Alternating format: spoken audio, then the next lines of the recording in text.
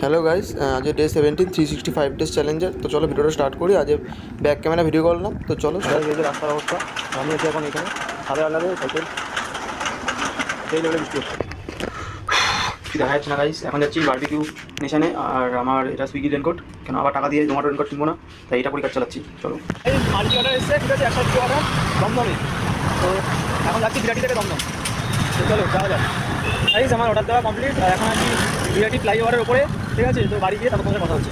Guys আমি এইমাত্র বাড়ি ঢুকলাম, এই যে এইমাত্র না 10 মিনিট আগে বাড়ি ঢুকেছি, ঠিক আছে। তো দেখাচ্ছি তোমাদেরকে। আর এই যে আজকে হচ্ছে রানিং, ঠিক আছে। টোটাল 6টা মেরেছি, এটা তোমার এখানে দেখাচ্ছে, এই যে দেখে নাও, 2টো মাল্টি অর্ডার আর 2টো নর্মাল। চলো।